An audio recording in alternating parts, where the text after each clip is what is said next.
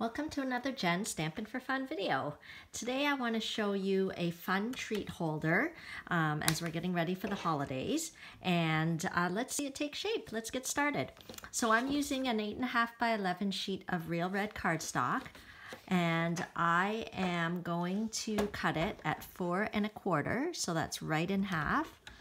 And I'm going to use this dark blade here and cut that right in half. And then what I'm going to do is I am going to score it at 3.5 inches. So when I score, I'm going to use this lighter color blade. I'm going to score it at 3.5 inches, and I will score it at 4 inches. Okay, and I forgot to mention that we cut it in half at 4 1/4. We should have sliced off this end at 7.5. So the great thing about our Stampin' Trimmer is it's got an arm here. So I'm going to just measure out the 7.5 and chop one end off. Okay, so there we go. We don't need this piece.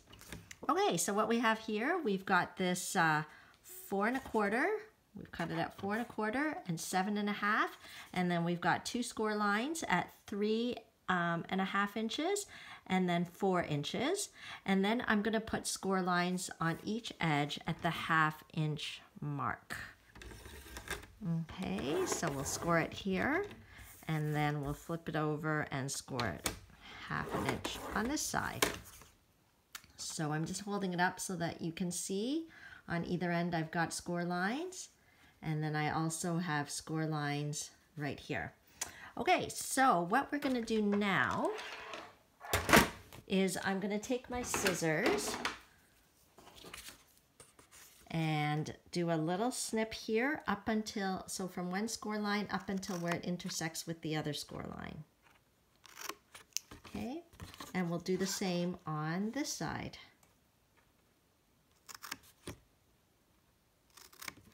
There we go. Okay, so now we can kind of burnish these score lines.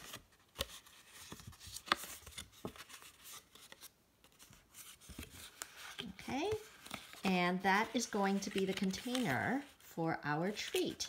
So I find when we're doing kind of 3D containers, it's great to use the tear and tape adhesive because it is a little stronger. And the Stampin' Up! Tear and Tape adhesive looks like this. And the reason why it's called tear and tape is because you just need to tear it to get the piece that you want. You don't even have to use scissors. So I'm just gonna put a piece of the tear and tape along this side. Okay, and we will close up our box like this. Okay. So, you know what? Let me put one on the other side before I close it up because we'll need tape on both sides. Here we go. And I love this real red color. It's so perfect for the holidays, very festive and fun. So what I do with the tear and tape is I kind of press on the waxy backing a bit, and it just makes it easier to peel off the waxy backing to reveal the sticky portion. If there's any part hanging over, I just kind of flip it over on itself so it's not getting stuck anywhere else. So we'll peel that off. Great. And then we can close up this box. We'll do this side. And of course, we're not going to panic if it's not perfectly lined up, because that is the handmade charm, of course. There we go. Okay, so that is there. And then, so that's our box. And then what we're gonna do is, you know what I'll do? I'll put some ribbon here. You're gonna see I'm using the Whisper White Classic Weave ribbon.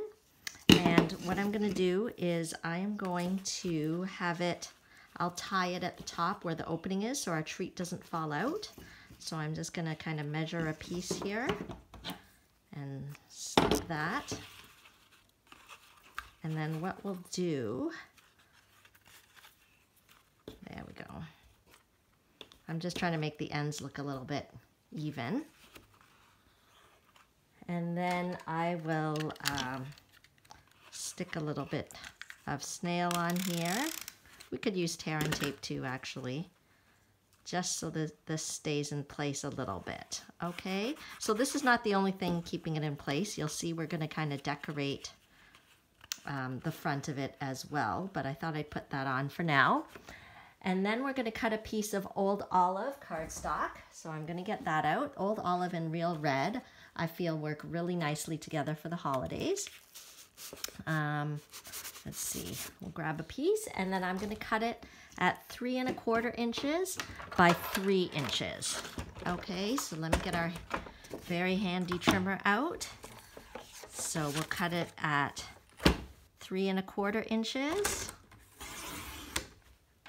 And then 3 inches.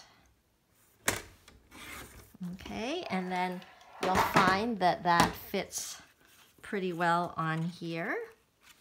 Okay, we'll use our snail adhesive and stick that on.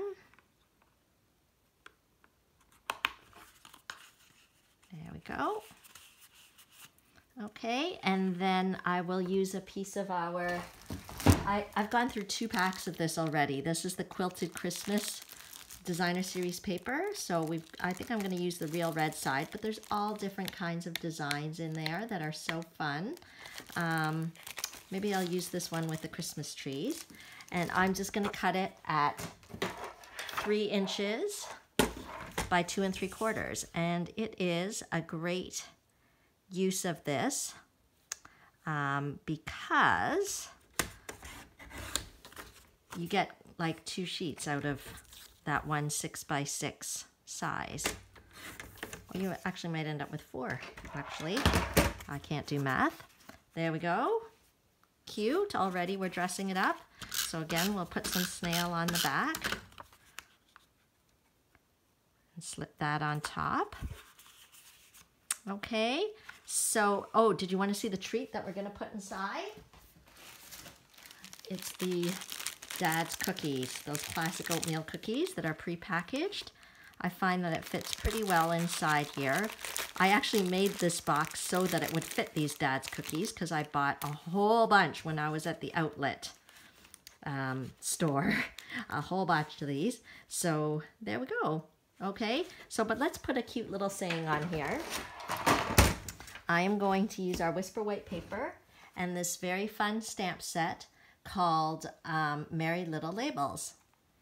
So let me take that. I'm going to use the Eat, Drink, and Be Merry stamp, and I am going to get some different colors on it. Now, a great way to get multiple colors on one stamp is to use our Stampin' Write markers. And the great thing is in the holiday catalog, they do have a set of 2. I think it's an Old Olive and a Real Red, so which would be perfect. Otherwise, you can buy them in families. They have the Subtles Families markers, the Regals family markers, any of that. So we'll color that up. And then we're going to do the Old Olive here. I'll do that on the drink. And then, and so of course you could use any stamp when you want to ink up with markers, but what you're particularly looking for, if you're looking to use this technique, you're looking for stamps with a solid image as opposed to those with an outline image. Okay, so there we go. I'm even doing the little holly there. And we'll use the red again just to do the berries on the holly. Good. And then we'll do the last one. I thought I would grab just a basic black just for some classic effect. It's nice to have just a shot of black here and make sure we get all the words inked up. I'm just using the brush side of the markers. Our Stampin' Write markers actually do have 2 tips, a brush tip and a fine tip. But I find for inking up stamps, the brush tip is my best bet. And I usually use the fine tip more for writing messages or anything like that. So what I do, once I've inked it up, if I'm a little worried that the ink has gotten dried out, I actually huff on it. So I'm not going to show you that on the camera, but I kind of blow a deep breath of air, a warm breath of air on it to re-moisten it. And I push straight down and straight up. So you see how you can get all the different colors on one stamp. Isn't that fun? And we're going to use a, I decided to use the 2 1/4 inch circle punch to punch this out.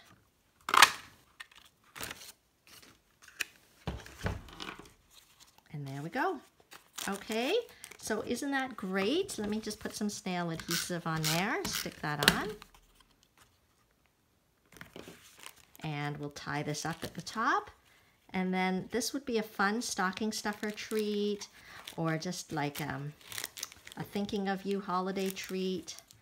We'll just tie it up. It's nice to have a little bow. I learned this treat package actually from Erica Serwin. She's a demonstrator in Texas, but her measurements were different just because she was putting a different treat in it. Some treat that you can get in the USA and probably not in Canada. So I thought I'd fill it with something that I had accessible. So I just changed up the measurements a bit and, you know, made it more of a Christmas themed box. Okay, thanks for watching and have a great day. If you have any questions, you can always reach me at my website, through my website, genevieve.stampinup.net. You can also click the links in the description of the YouTube channel. You can shop for any items or ask me any questions or just get creative inspiration there. Thanks for joining me. Bye.